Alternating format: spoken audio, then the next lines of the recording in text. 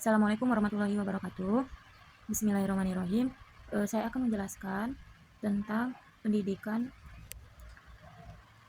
Saya akan memaparkan analisis tentang makna pilar pendidikan dan relevansi prinsip Ki Hajar Dewantara di era digital. Kenapa penting? Karena hari ini kita punya teknologi yang canggih. Zaman sekarang kita memiliki teknologi yang beraneka ragam, dan tapi justru banyak krisis karakter dan learning yang tidak sesuai. Jawabannya mungkin ada di pilar yang sudah dicetuskan 100 tahun yang lalu. Jika bicara dengan pilar, jika rumah tanpa pilar itu mudah roboh terkena angin. Begitu juga dengan pendidikan. Pendidikan juga sama. Pilar di sini bukan gedung atau sekolah, tapi nilai dasar yang membuat sistem pendidikan kita tidak oleng. Walaupun kurikulum ganti-ganti, walaupun kurikulum terus berganti, atau ada EA misalnya, fungsinya itu ada tiga: menopang saat masa-masa krisis, yang kedua mengarahkan kebijakan, dan yang ketiga itu menguatkan tujuan pendidikan ini apa. Tanpa ini pendidikan itu cuma ikut tren sesaat. Nah, lalu ada Bapak Pendidikan sedunia disebut Ki Hajar Dewantara, merumuskan 3 peran guru. Yang pertama Ingarso Sungtulodo, artinya itu guru di depan untuk memberi contoh. Ya, artian guru tidak hanya menyuruh-nyuruh disiplin pada muridnya, tetapi juga guru harus memberikan contoh yang baik untuk murid-muridnya. Nah, itu poin penting Ki Hajar Dewantara. Poin yang pertama, Ingarso Sungtulodo. Kemudian yang kedua, Ingmadia Mangunkorso. Artinya, guru itu di tengah ikut bermain dan ikut serta agar anak-anak ikut semangat dalam mengikuti pendidikan. Misalnya contohnya, guru itu tidak hanya menyuruh anaknya untuk berkreatif, tapi juga guru harus membimbing, ikut serta menerapkan keanekaragaman kekreatifan tersebut. Lalu ada tuturi handayani.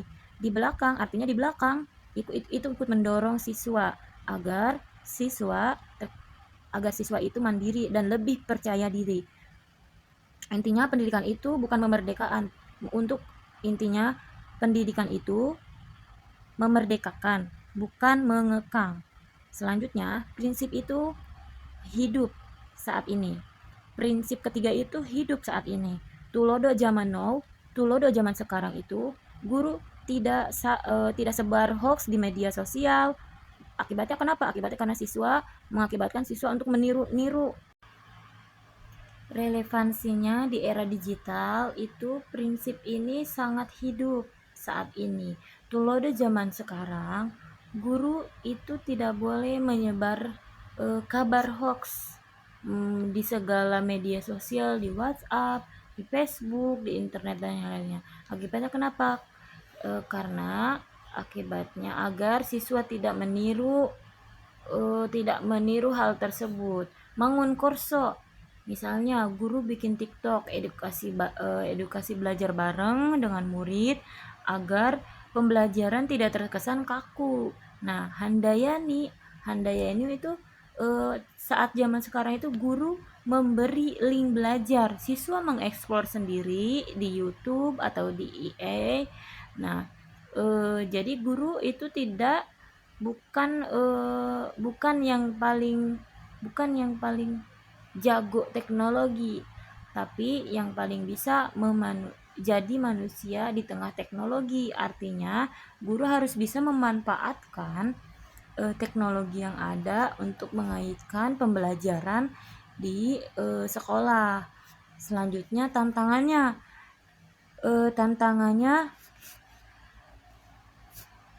prakteknya sangat berat. Tulodo itu susah karena guru juga manusia. Kadang terbawa emosi di media sosial.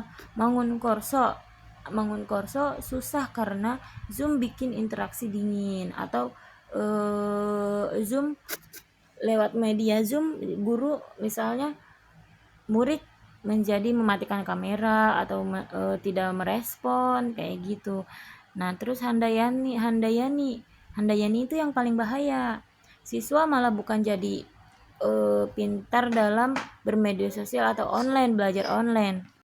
Kemudian ada analisis kontekstual Terus bagaimana menjawab masalah nasional, krisis karakter, solusinya gimana?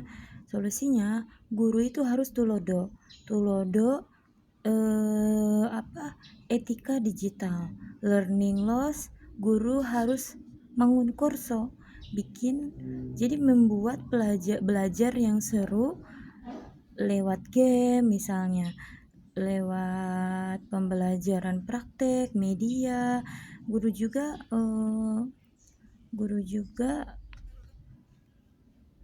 lalu kita balik lagi ke tuturi Handayani, kurangi kertas. Jadi dalam pembelajaran itu tidak monoton dengan pembelajaran menulis saja. Jadi guru harus juga lebih kreatif, memperbanyak coaching.